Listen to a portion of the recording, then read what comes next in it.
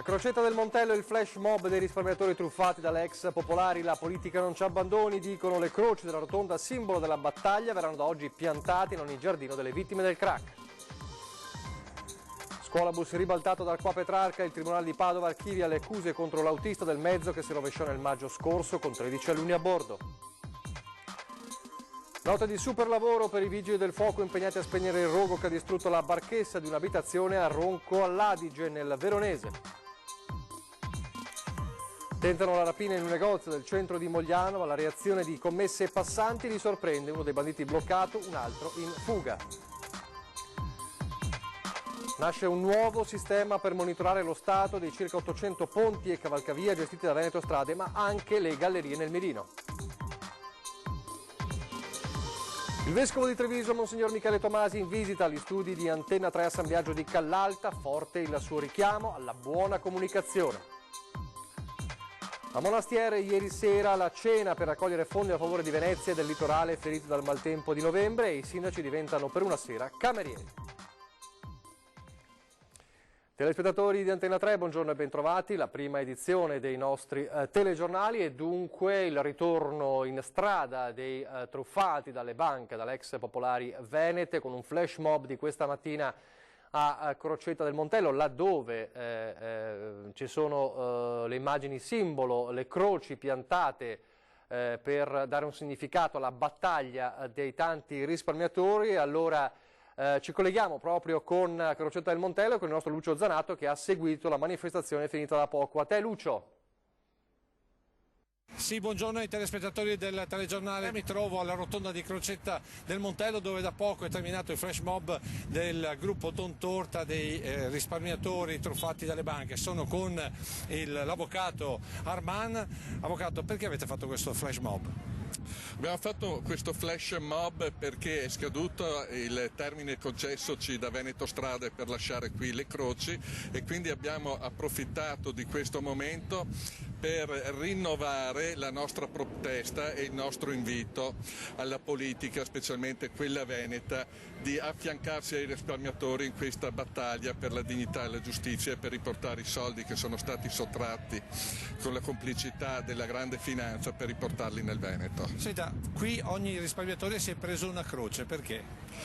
Abbiamo invitato i risparmiatori oggi presenti a portarsi a casa una croce come gesto simbolico, una croce da piantare nel proprio giardino, sul proprio giardino, per ricordare al Veneto, a tutti i cittadini, questa tragedia, che non è solo la tragedia di noi risparmiatori, è una tragedia di un popolo, di una terra, di una civiltà che è stata privata di 11 miliardi di risparmi ed è stata privata di un sistema creditizio, oltre che della dignità del risparmio. Grazie, con questo è tutto da Crocetta del Montello, linea allo studio.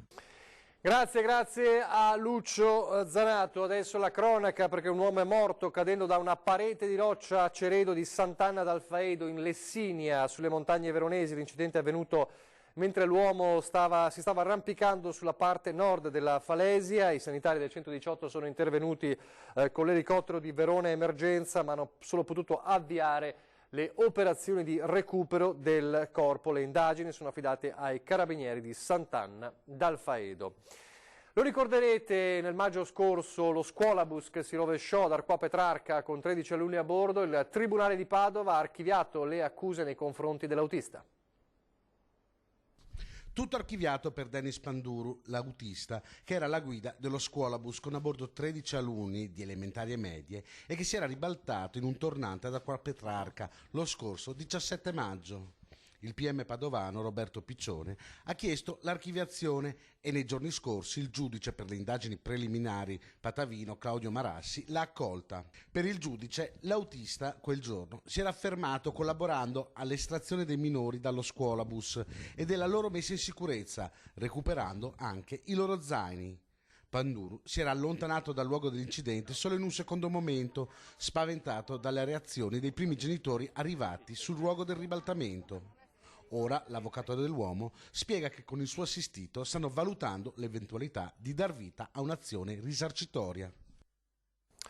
Note di superlavoro per i vigili del fuoco impegnati a spegnere il rogo che ha distrutto la barchessa di una abitazione a Ronco all'Adige, nel Veronese. A dare l'allarme Gli stessi proprietari di casa, accortisi del fuoco che dal camino si era propagato a tutto il porticato e coinvolto anche il tetto in legno. I pompieri sono intervenuti in forze con diverse squadre, autobotti e autoscala per avere la meglio delle fiamme e salvaguardare quanto più possibile l'abitazione della famiglia parzialmente coinvolta nella copertura. Distrutti il porticato che è crollato per effetto delle fiamme e una superficie totale di tetto di circa 400 metri quadrati. 20 i vigili del fuoco intervenuti che hanno lavorato tutta la notte, le operazioni sono tuttora in corso per la messa in sicurezza della struttura. Torniamo adesso a parlare della rapina di ieri sera all'Air Beauty di Mogliano Veneto in centro. Chi ha visto il telegiornale di Treviso sa che abbiamo raccontato in diretta quanto era appena successo proprio in centro a Mogliano. Ebbene, un malvivente, come sappiamo, è stato arrestato grazie all'intervento delle commesse e dei passanti. A quanto pare l'uomo ha sempre fornito diversi alias ed è già conosciuto alle forze dell'ordine per reati simili, mentre continua la caccia al secondo uomo che è riuscito a fuggire anche se a mani vuote. Sono entrati in azione pochi minuti prima della chiusura del negozio, 2 malviventi a volto scoperto mentre uno cercava di distrarre la commessa chiedendo informazioni sui prodotti. Il complice si è avvicinato alla cassa, ma la donna si è resa conto di quanto stava per accadere ed ha iniziato a gridare, attirando l'attenzione di clienti e dipendenti dei negozi vicini. Sono stati attimi di paura, la commessa dell'Air Beauty è stata strattonata e fatta cadere a terra e mentre uno dei 2 rapinatori è riuscito a fuggire, l'altro è rimasto intrappolato all'interno del locale. Sono stati alcuni cittadini insieme a dipendenti di altri negozi e alla commessa a chiudere la porta bloccandolo all'interno fino all'arrivo tempestivo dei carabinieri. Un intervento ed una collaborazione davvero importante che ha permesso la cattura di uno dei 2 rapinatori. Assolutamente, anzi di tutti quanti i cittadini di buona volontà che li hanno chiusi dentro. E questa è il senso civico. I 2 malviventi sarebbero georgiani sulla Cinquantina, un tentato colpo nel cuore di Mogliano, dove quotidianamente transita parecchia gente. La persona fermata è stata portata in caserma. Il complice, che aveva un berrettino ed occhiali da sole, è fuggito senza non poche difficoltà, visto che i cittadini lo hanno inseguito e soprattutto a mani vuote. Ora è caccia all'uomo. Fin dalla sera tutte le zone sono state battute a tappeto dai militari dell'Arma. Per lui potrebbero esserci le ore contate. Intanto sono state acquisite tutte le immagini di videosorveglianza della zona. Ancora la cronaca poteva avere conseguenze ben più gravi, l'esalazione da monossido di carbonio per una famiglia di origine marocchina residente a Vittorio Veneto. L'allarme è stato lanciato la scorsa notte, padre, madre e 4 figli sono rimasti intossicati a causa delle esalazioni della brace contenuta in una stufa a legno. A legna. Sul posto sono intervenuti i vigili del fuoco di Vittorio Veneto e i carabinieri del nucleo operativo e radiomobile sempre di Vittorio. La famiglia è stata soccorsa dagli uomini del SUEM 118. La madre e i 2 figli di 21 e 15 anni sono stati portati all'ospedale di Vittorio, mentre il padre e gli altri 2 figli di 18 e 27 anni nel nosocomio di Conegliano fortunatamente sono stati dimessi poche ore dopo. Lasciamo la cronaca per un attimo e torniamo a parlare della visita del Capo dello Stato ieri a Padova. Non si è spenta evidentemente ancora l'eco di una giornata importante per la città del Santo. Allora riviviamo alcune delle parole del Presidente Mattarella ieri a Padova.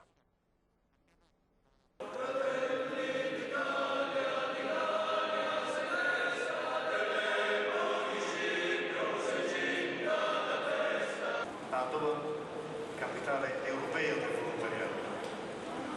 Si tratta di un riconoscimento prestigioso alla città, alla sua cultura di solidarietà. Sale sul palco tra gli applausi scroscianti. Sergio Mattarella si rivolge alle migliaia di volontari arrivati a Padova, diventata ufficialmente capitale europea del volontariato 2020. Un riconoscimento prestigioso ma che conferisce anche una grande responsabilità, dice Mattarella, ricordando che la città ha visto nascere e crescere figure di spicco come Don Luigi Mazzuccato e Francesco Canova, fondatori del CUAM, Monsignor Nervo, padre della Caritas italiana, o Monsignor Pasini, presidente della Fondazione Zancan, che si occupa di ricerca sociale. Il volontariato è votato alla fratellanza e alla pace.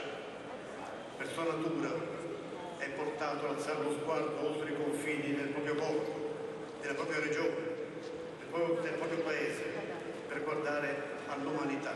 L'augurio che Mattarella fa dal palco è quello che entro quest'anno si proceda nell'attuazione della legge sul terzo settore, coinvolgendo i protagonisti, in particolare i cittadini e le istituzioni. Importante anche il passaggio sul servizio civile universale che può dare una mano a ricucire il paese, dice Mattarella riprendendo lo slogan scelto da Padova per quest'anno da capitale del volontariato. Ai giovani si parla anche attraverso gli esempi e la coerenza dei comportamenti. E parlare ai giovani, coinvolgerli, rendere responsabili e lungimiranza.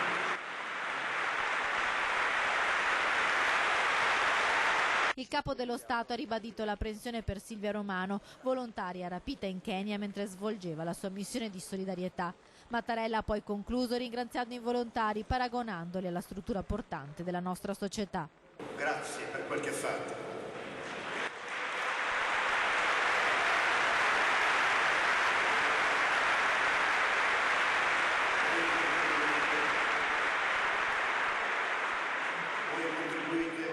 A rendere migliore l'Italia e a presentare una prospettiva di autentica crescita civile in tutta Europa. Auguri.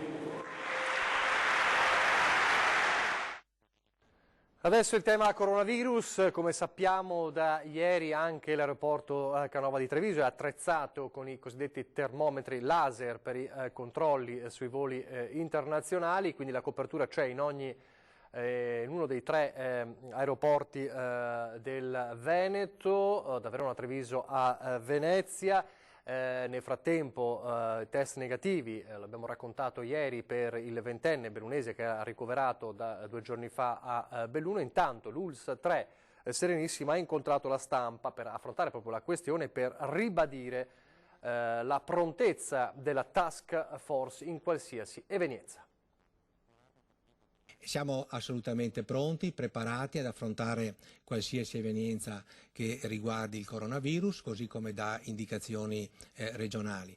Abbiamo attivato i nostri gruppi di lavoro aziendali per poter rispondere al meglio alle esigenze della nostra gente. Non c'è assolutamente problemi di avere chissà che paure o tensioni o preoccupazioni. L'ULSS 3 rassicura la cittadinanza e spiega che cosa stia accadendo con il coronavirus, un'ampia famiglia di virus respiratori che possono causare malattie da lievi a moderate, dal comune raffreddore a sindromi respiratorie. Esiste un'organizzazione che tutte le ULSS sono adatte, per le quali chiunque possa entrare in un criterio molto particolare di caso sospetto e quindi venire da determinate aree, avere una sintomatologia importante, viene preso in carico dalla struttura sanitaria, isolato, studiato, in maniera tale da poter dire hai o non hai questa patologia. Solo nel caso ce l'avesse vengono presi in carico i suoi contatti, cioè chi ha avuto veramente dei contatti stretti, ma stretti vuol dire tossirsi da vicino, parlarsi molto da vicino, okay? Con una persona che, non una qualunque, una persona che negli ultimi 14 giorni è stato nella famosa zona rossa cinese. L'azienda sanitaria sta costruendo una fitta rete perché tutti possano essere preparati. Abbiamo ritenuto importante incontrare i sindaci, l'abbiamo fatto martedì, e di continuare in questi incontri di informazione, di scambio di opinioni, di dialogo con le associazioni di categoria, parlo di albergatori per esempio, e con i medici in particolare, sia di medicina generale che per i pediatri di libera scelta o guardia medica. Sono incontri che faremo nei prossimi giorni. È poi importante ricordare le norme basilari di protezione. Il galateo è figlio dell'igiene. Il galateo è un modo di comportarsi bene, avere rispetto degli altri, quindi anche di se stessi. Quindi le norme che noi normalmente indichiamo in questo periodo dell'influenza, quindi lavarsi le mani con più frequenza. Starnutire non con la mano, ma avendo un fazzoletto che si butta via se usa getta, o si lava se invece non è usa getta. E se non lo si ha, tossire col gesto di utilizzare il gomito, okay, sono già delle prime piccole manovre che aiutano a diminuire la diffusione dei germi. Un nuovo sistema di monitoraggio di ponti ma anche di gallerie in arrivo appunto nelle strutture gestite da Veneto Strade. Nasce un nuovo sistema per monitorare lo stato dei circa 800 ponti e cavalcavia gestiti da Veneto Strade. È stato presentato nella sede della società alla presenza dell'assessore regionale De Berti. Consiste in una serie di apparecchi estensimetri, inclinometri, termometri, flessometri, che vengono installati sul ponte e che con le due applicazioni che noi stiamo seguendo o singolarmente trasmettono il dato, oppure nel sistema cablato trasmettono i dati a una centralina che c'è sotto il ponte, praticamente, che a sua volta trasmette i dati alla casa madre, diciamo, per poi elaborarli e verificarli. Intendiamo finire il catasto, chiamiamolo strade, entro fine di quest'anno, entro fine 2020. Dopodiché verranno scelti i ponti più critici in cui applicare il sistema di monitoraggio, perché sui 494 ponti che abbiamo in gestione non possiamo applicarlo in via generalizzata, ma sui ponti che verranno scelti perché hanno delle problematiche particolari rispetto agli altri, diciamo che entro fine 2022 2021, metà 2022 potrebbero essere installati tutti. Il progetto è in collaborazione con l'Università di Padova e tra i fondi già stanziati dalla Regione e quelli che arriveranno si parla di 30 milioni di euro. La sicurezza stradale per la Regione Veneto è un obiettivo fondamentale e è anche uno degli obiettivi del piano regionale dei trasporti, e abbiamo intenzione di far diventare questo stanziamento di 5 milioni all'anno uno stanziamento strutturale. Sicuramente questi 15 milioni avvieranno questo progetto, ma poi i 5 milioni annuali saranno necessari per poter dare garanzia di sicurezza stradale ai cittadini. Ad essere monitorati però non saranno solo ponti e cavalcavia. Noi abbiamo 60 gallerie in gestione in provincia di Belluno e anche quelle vanno monitorate, perché anche quelle possono costituire un potenziale pericolo per gli utenti della strada. Sulle gallerie stiamo sottoscrivendo un protocollo d'intesa con ANAS per uniformare i sistemi di monitoraggio. Urta un'auto nei pressi della galleria di Caralte sulla 51 Alemagna e procede la sua guida a zig-zag fino a Calalza, dove viene fermata dai carabinieri di Pieve di Cadore che la sottopongono all'alcol test. La donna, 53 anni, residente in Cadore, era al volante con un tasso alcolemico di 3,61. È stato grazie all'immediata segnalazione della conducente della macchina incidentata che i militari dell'Arma hanno potuto rintracciare la pirata della strada, che è stata appunto denunciata. Adesso pochi istanti di pubblicità.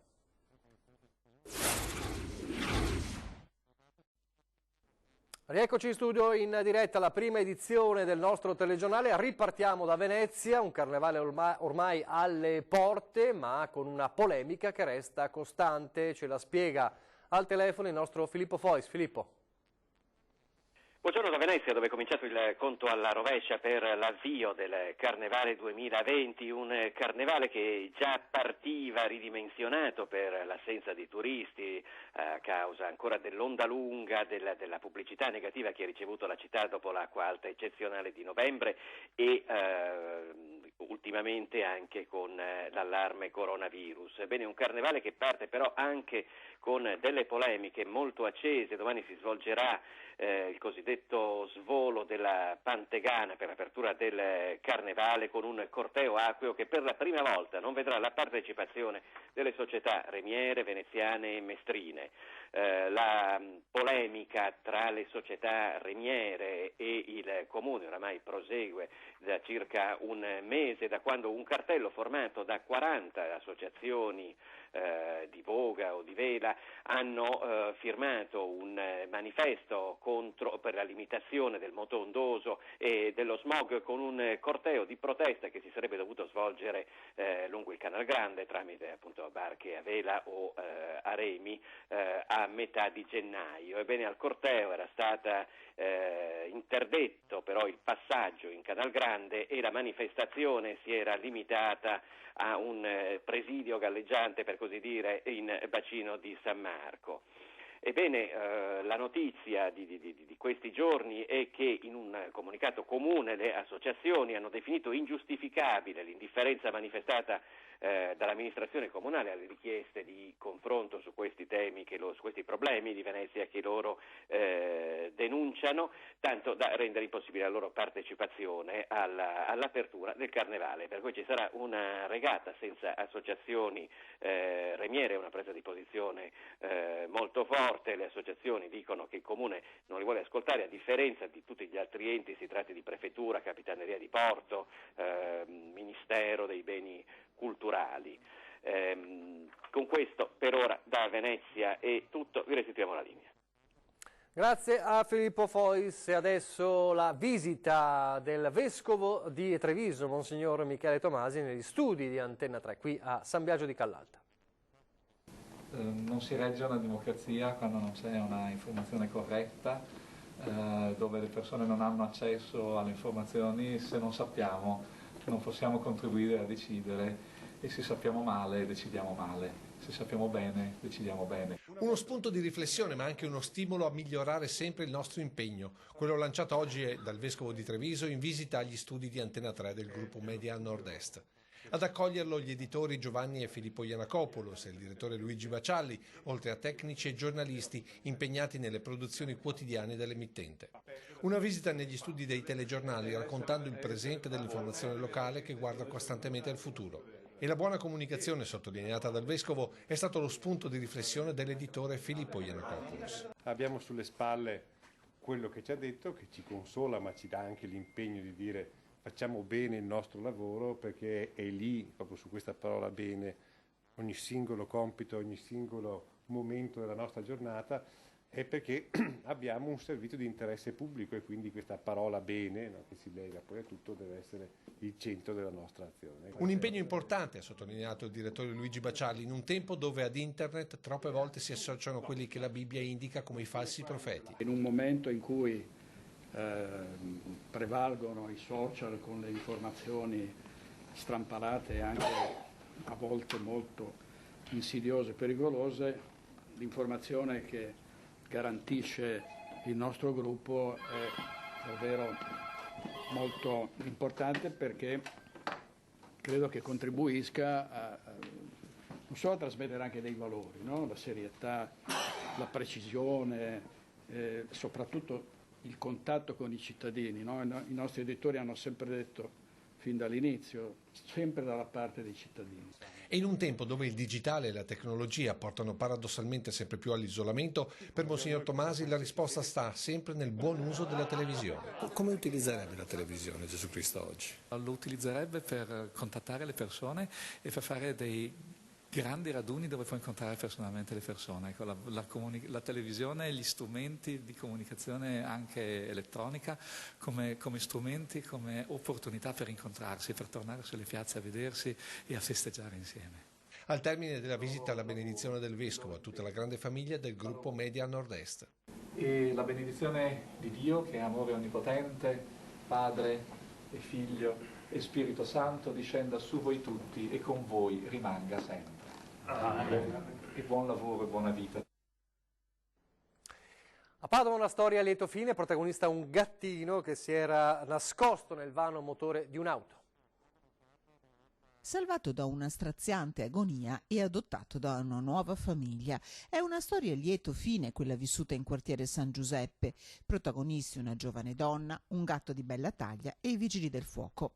La donna stava salendo in auto in via Peschiera quando ha sentito dei forti miagolii, quelli di un gatto che si era infilato nel vano motore della sua Opel senza riuscire a liberarsi. Avvisati i pompieri sul posto è giunta una squadra che, dopo aver capito esattamente dov'era l'animale, ha dovuto sollevare l'auto per riuscire a tirare fuori il micio dal sottoscocca. Il gatto a quel punto è stato preso in custodia dalla giovane donna, che si è offerta di portarlo dal veterinario per un controllo e poi di adottarlo.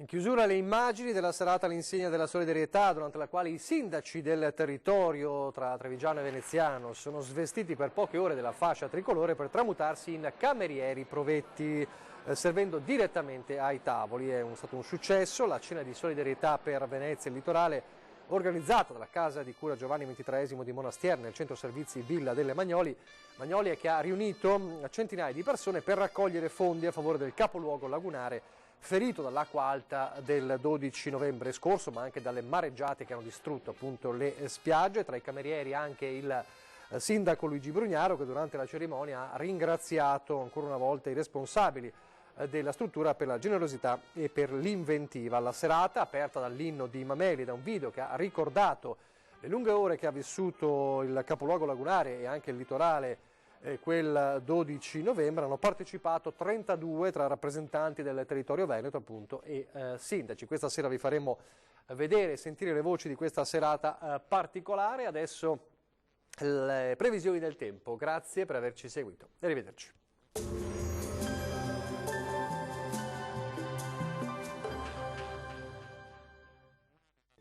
Benvenuti al Meteo. Situazione meteorologica stabile per effetto di un anticiclone che insiste sul nostro territorio. Il dettaglio di sabato 8 febbraio. Sul Veneto ampio soleggiamento dappertutto, il cielo si presenterà poco nuvoloso su tutti i settori, salvo per locali foschie al mattino sulla bassa pianura. Temperature minime tra -1 e 2 gradi, valori massimi compresi invece tra 7 e 11 gradi circa. Bel tempo anche sul Friuli, Venezia Giulia, con tanto sole un po' su tutti i settori, infatti non sono attese piogge degne di nota. Temperature minime sopra lo zero solo a Trieste, valori massimi invece tra 10 e 11 gradi. Poche novità sul Trentino Alto Adige, anche qui il sole sarà prevalente con poche nubi a carattere sparso un po' su tutti i settori. Temperature minime fino a -4 gradi, massime invece tra 9 e 12 gradi all'incirca. Dal meteo di Antenna 3 per ora è tutto, grazie per l'attenzione e arrivederci al prossimo aggiornamento.